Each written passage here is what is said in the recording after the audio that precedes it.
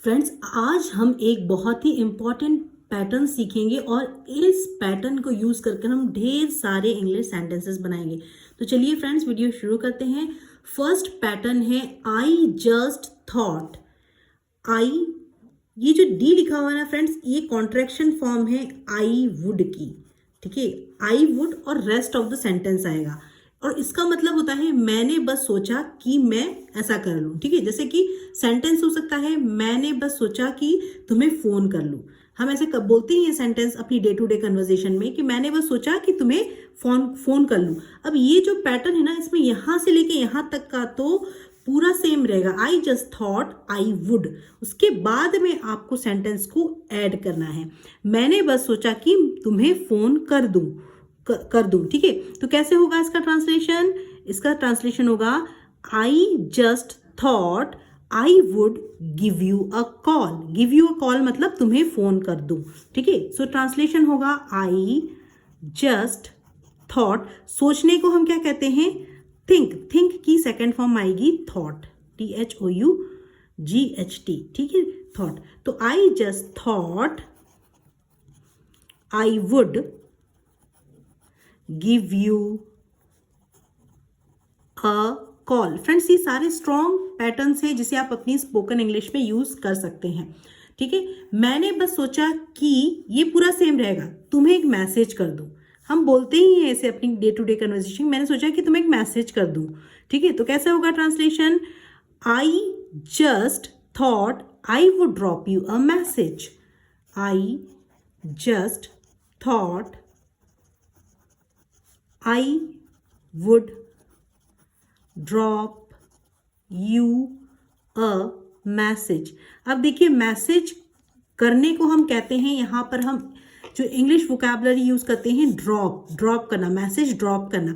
तो मैसेज कर देने को हम कहते हैं ड्रॉप यू अ मैसेज। मैं तुम्हें एक मैसेज कर दूं। ठीक है, तो ड्रॉप अ मैसेज मतलब होता है drop a text, drop a message मतलब मैसेज करना। ठीक है, तो ये देखिए पूरा पैटर्न सेम है। यहाँ पर आई जस्ट थॉट आई वुड, यहाँ कॉमा आएगा, आई would drop you a message.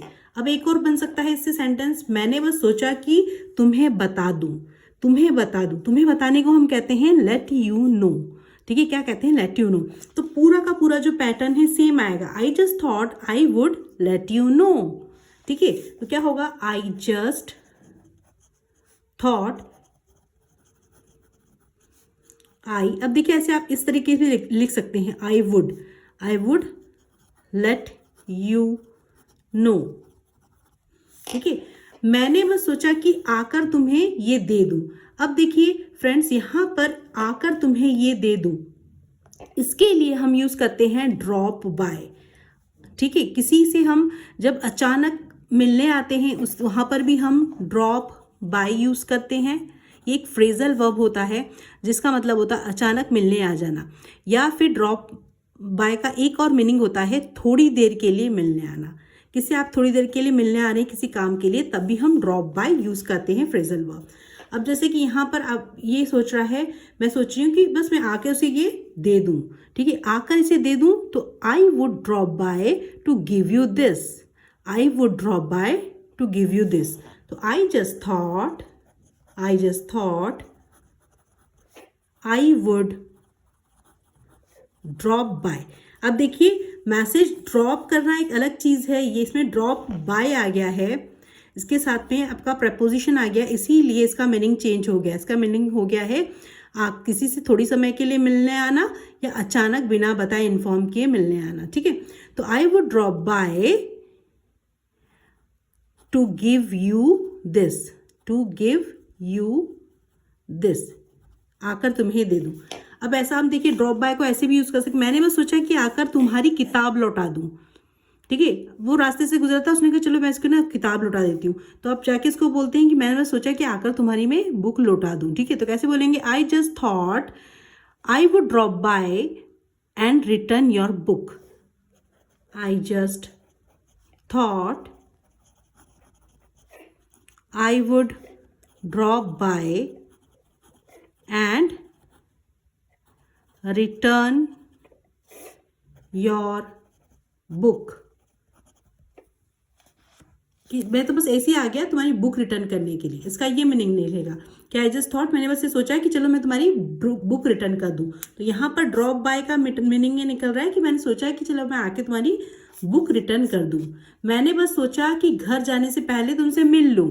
I just thought I would drop by before heading home. I would drop by before heading home, घर जाने से पहले मिल लूं। बिफोर हेडिंग होम मतलब हुआ घर जाने से पहले मिल लूं। I just thought I would drop by before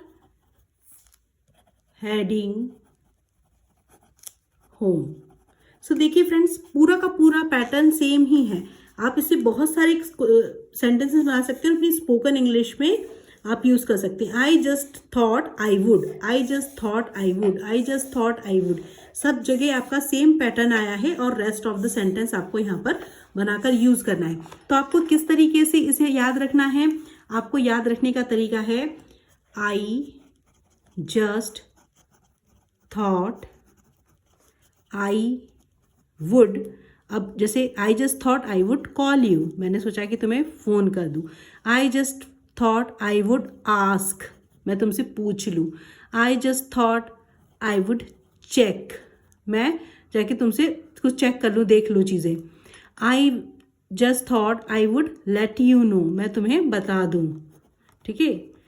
I just thought I would give you a call, give you a call, बस आपको ये सब ऐड करना है। I just thought I would stop by, मैं वहाँ रुक जाऊँ। ठीक है। तो ये तरीके से देखिए आप इसे याद कर सकते हैं। तो ये पैटर्न से आप बहुत सारे स्पोकन इंग्लिश के सेंटेंसेस बना सकते हैं। वीडियो अच्छी लग रही है तो वीडियो को हाइप करें, चैनल को सब्सक्राइब करें। चलिए आगे बढ़ते हैं। फ्रेंड्स, नेक्स्ट पैटर्न बहुत ही प्यारा है और डे टू डे कन्वर्सेशन में हम यूज करते ही हैं फ्रेंड्स। ये है बिफोर आई न्यू इट।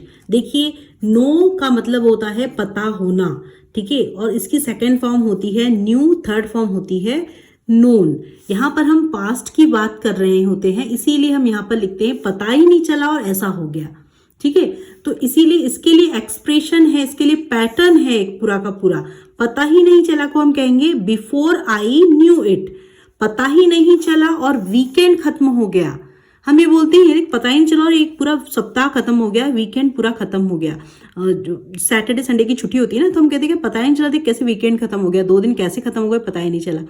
तो पता ही नहीं चला के लिए हम यूज करेंगे before I knew it the weekend was over, the weekend was over. तो कैसा होगा? पता ही नहीं चला के लिए क्या लिखेंगे हम? Before I knew it the weekend, weekend मतलब सप्ताह का अंत जो होता है ना, सैटरडे संडे, उसे कहते हैं weekend was over. Was over मतलब खत्म हो गया। पता ही नहीं चला और आधी रात हो गई। Before I knew it it was already mid night. आधी रात को हम कहते हैं mid night. Before I knew it it was already mid night. पता ही नहीं चला कब आधी रात हो गई। ठीक है। पता ही नहीं चला और मैंने अपने सारे पैसे खर्च कर दिए। ये तो हम अपने day to day spoken English में बोलते हैं, पता ही नहीं चला मैंने अपने सारे पैसे खर्च कर दिए, खर्च कर दिए। क्या होगा? अपना ये सेंटेंस बनेगा नेक्स्ट, जो फ्यूचर का बनेगा वो बनेगा पास्ट परफेक्ट टेंस से। पता ही नहीं चला before I knew it I had spent all money, all my money. ठीक है। क्या हो जाएगा? Before I knew it I had spent, had के साथ में हम वर्ब की थर्ड फॉर्म लगाती हैं spend.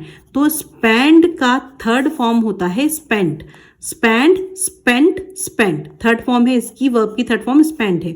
I had spent all my money. इसको अपनी स्पोकन इंग्लिश में इनकॉर्पोरेट करें, बोलना शुरू करें। देखिए आपकी इंग्लिश कितनी अच्छी हो जाएगी, क्योंकि सारे पैटर्न्स हैं जो हम यूज करते हैं अपने डे टू डे इंग्लिश की कन्वर्सेशन में। पता ही नहीं चला और हम कब अच्छे दोस्त बन गए। ठीक है। पता ही नहीं चला before I knew it we had become good friends, बन गए। फिर आया अपना पास्ट परफेक्ट टेंस से हैड प्लस वर्ब की थर्ड फॉर्म। ठीक है। बन गए, हैड बिकम, बिकम, बन गए को हम कहेंगे बिकम।